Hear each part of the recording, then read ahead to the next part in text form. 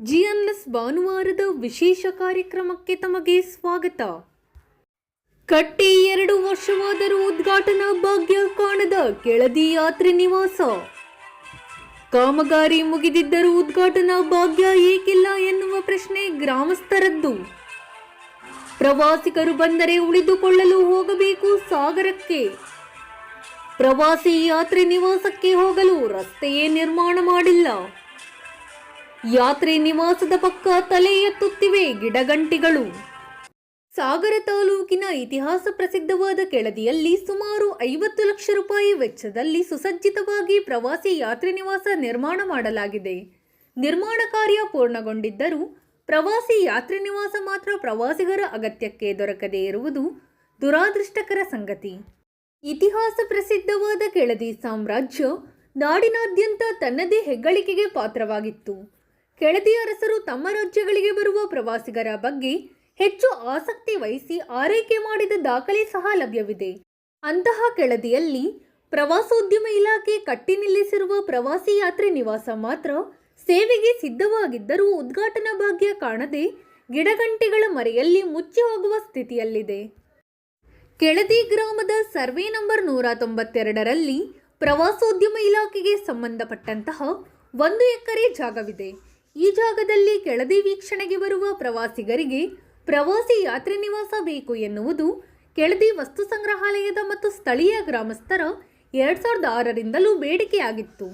ಸ್ಥಳೀಯರು ಮತ್ತು ಕೆಳದಿ ವಸ್ತು ಸಂಗ್ರಹಾಲಯದ ಪ್ರಮುಖರ ಬೇಡಿಕೆಗೆ ಅನುಗುಣವಾಗಿ ಹಿಂದಿನ ಕಾಂಗ್ರೆಸ್ ಸರ್ಕಾರದ ಅವಧಿಯಲ್ಲಿ ಸುಮಾರು 50 ಲಕ್ಷ ರೂಪಾಯಿ ಹಣವನ್ನು ಪ್ರವಾಸಿ ಯಾತ್ರೆ ನಿವಾಸ ನಿರ್ಮಾಣ ಮಾಡಲು ಬಿಡುಗಡೆಯಾಗಿತ್ತು. ಪ್ರವಾಸೋದ್ಯಮ ಇಲಾಖೆ ಮೂಲಕ ಬಿಡುಗಡೆಯಾದ ಹಣದಲ್ಲಿ ಯಾತ್ರೆ ನಿವಾಸ ನಿರ್ಮಾಣ ಕಾಮಗಾರಿ ಆರಂಭವಾಗಿ ಕಾಮಗಾರಿ ಮುಗಿದು 2 ವರ್ಷವಾಗುತ್ತಾ ಬಂದಿದೆ. ಪ್ರವಾಸೋದ್ಯಮ ಇಲಾಖೆಗೆ ಸೇರಿದ ಜಾಗ ಪರಭಾರೆಯಾಗುತ್ತಾ ಬರುತ್ತಿದೆ. ಇತಿಹಾಸ ಪ್ರಸಿದ್ಧವಾದ ಇಕ್ಕೇರಿಯಲ್ಲಿ ಪ್ರವಾಸೋದ್ಯಮ ಇಲಾಖೆಗೆ ಸೇರಿದ ಜಾಗವಿದ್ದರೂ ಅದು ಒತ್ತುವರಿಯಾಗಿದೆ. ಕೆಳದಿಯಲ್ಲಿರುವ ಜಾಗವು ಎಲ್ಲಿ ಒತ್ತುವರಿಯಾಗುತ್ತದೆಯೋ ಎನ್ನುವ ದೂರದೃಷ್ಟಿಯಿಂದ ಪ್ರವಾಸೋದ್ಯಮ ಇಲಾಖೆ ಅಧಿಕಾರಿಗಳು ಯಾತ್ರೆ ನಿವಾಸ ಕಾಮಗಾರಿಯನ್ನು ತರಾತುರಿಯಲ್ಲಿ ಪ್ರಾರಂಭ ಮಾಡಿದರು.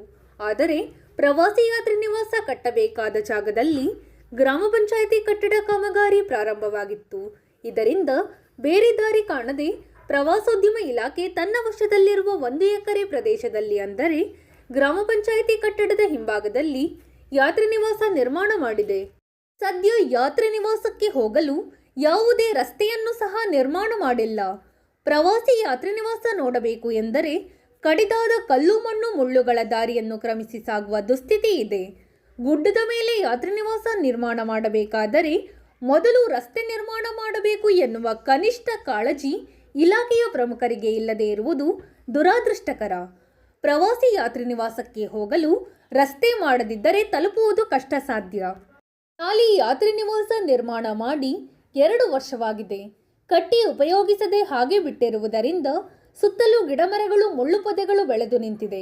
ಪರಿಸ್ಥಿತಿ ಹೀಗೆ ಮುಂದುವರೆದರೆ ಯಾತ್ರೆ ನಿವಾಸ ಗಿಡಗಂಟಿಗಳ ನಡುವೆ ಮುಚ್ಚಿ ಹೋಗುವ ದಿನ ದೂರವಿಲ್ಲ.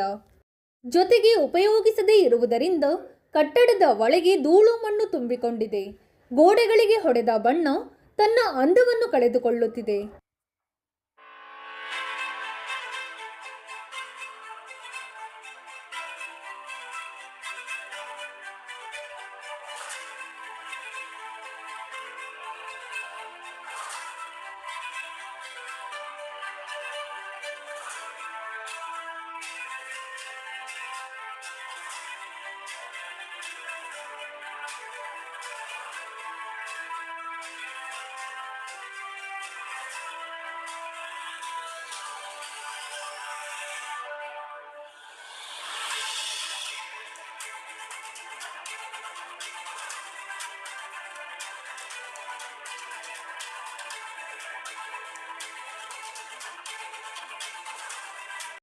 ಕೆಳದಿ ಗ್ರಾಮ ಪಂಚಾಯಿತಿ ಅಧ್ಯಕ್ಷ ರಮೇಶ್ ಎಚ್.ಎಸ್. ಮಾತನಾಡಿ, ನಾನು ರಮೇಶ್ ಹಾರೇಗಪ್ಪ ಅಂತ, ಕೆಳದಿ ಗ್ರಾಮ ಪಂಚಾಯಿತಿ ಅಧ್ಯಕ್ಷ. ನನ್ನ ಹಿಂಭಾಗದಲ್ಲಿ ಟೂರಿಸಂ ಡಿಪಾರ್ಟ್ಮೆಂಟಿಂದ ಯಾತ್ರಿ ನಿವಾಸ ಕಟ್ಟಡ ಕಟ್ಟಿದ್ದಾರೆ. ಕಟ್ಟಡ ಸಂಪೂರ್ಣ ಆಗಿದೆ.